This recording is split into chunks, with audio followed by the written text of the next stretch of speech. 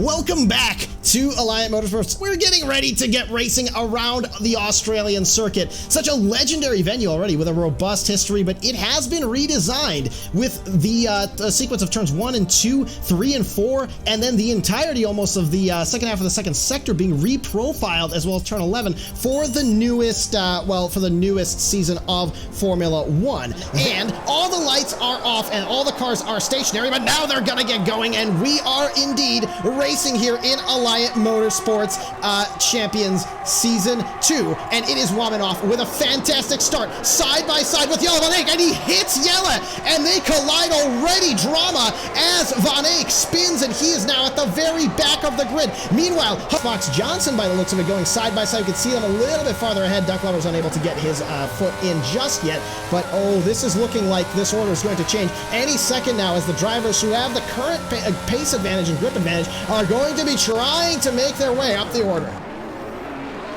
Yeah, the drivers on different sets of tires have a lot of work to do here. They'll have to do that extra pit stop, and they will cost him a mountain of time, no matter what kind of tire he puts on afterwards. But critically, he does have both compounds used now that are required, and he no longer has to be beholden to a specific type of tire. Now, Beckyb alongside Dougie Falcons' teammate DuckLovers, and he is harging and barging his way through, using those medium tires to the best effect. Get past No Name finally does so, but his ERS is at 0%. No, it looks like Leaky there, sneaking one up the inside of Yele. No, backs out at the last second, and is now has Voss there overtaking him.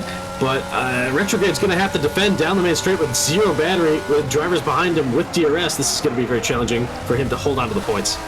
Oh, and a three-way battle here as Dougie Falcons briefly got up alongside Beckyb, but Becky staying on the racing line and essentially telling Dougie Falcons to back right off, well, Alex Fox Johnson's all his as Fox Johnson runs wide, and that costs him the position to Beckyb. And will that also give Dougie Falcons an opportunity to run? But this is just vehicular warfare here as Dougie Falcons actually clips the outside wall a little bit, trying to just maximize his track width. And now with DRS open, he's going to have all the speed, of course, but with Alex Fox Johnson with DRS of his own right, is Fox Johnson going to squeeze him? No, he is not, giving him a bit more room. And side by side they go once again. Grip looks like it has prevailed, and it is Dougie Falcons ahead of Alex Fox Johnson into the final two corners. Oh, not so fast, as the Haas driver does get his foot up alongside, but no, unable to make an impression.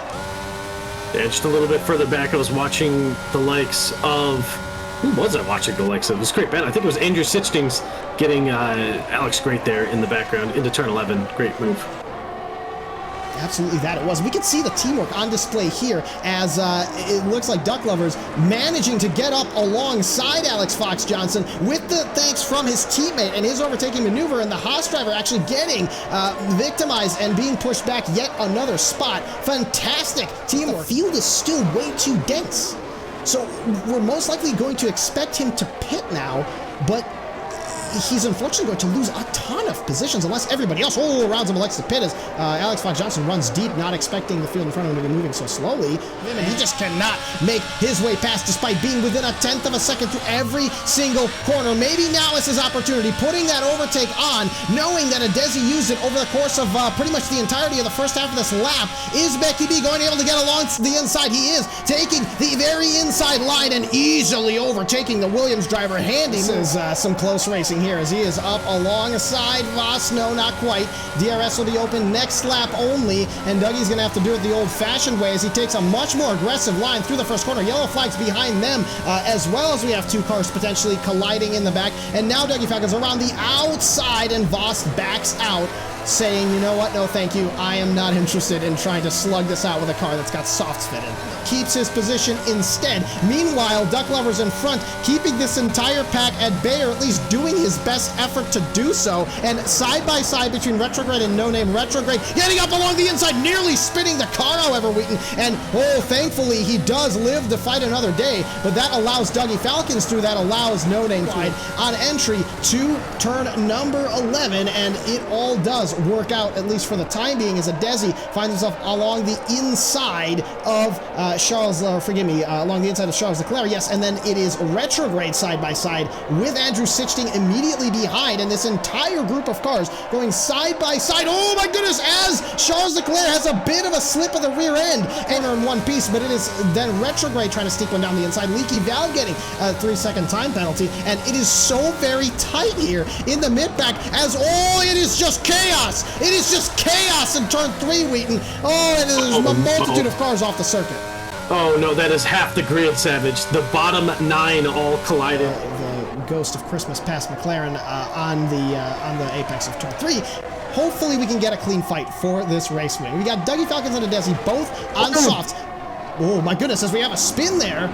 Wheaton in the window. What is going on there? Wesley has collided with Vost. Both of them spun. Wesley immediately using the reset to track feature. So if any team principals are listening, you can... changing here as Hudson Poole goes side by side with Dougie Falcons, leaving him a little bit of room there on entry to 9 and 10, and still behind Dougie Falcons he is. Meanwhile, DuckLovers in the other Aston Martin managing to overtake Adezi for the race lead. Hudson Poole puts his wheel on the inside, but no, unable to make it past Dougie Falcons, and Kaz Silvi instead makes his way to put a foot down the inside of Dougie Falcons. Retrograde's tires are newer, of course, but he's unable to make his way through. Beckyb, his teammate, right behind him, looking to try to make it his path, but instead he's got his mirrors full of Alex Fox Johnson, who's trying to make it around the outside of him. In the final few corners, there's more contact between Retrograde and Dougie Falcons right there, a little bit deeper in the field.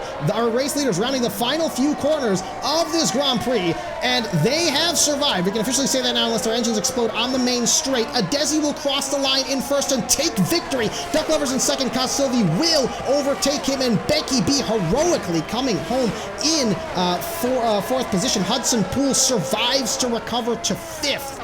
So here we have it on our screens now, the race winner, Adezi, for the Williams F1 team. And he will celebrate, as will the other drivers on the podium. Meanwhile, all the rest of the team principals will need to get busy with reporting the incidents. This has been an action-packed race, and not maybe in the best way, but definitely not in the worst way either. Hope you guys weren't bored on the stream. We certainly weren't either. And we're hoping for more wheel-to-wheel racing action going forth for the rest of this season.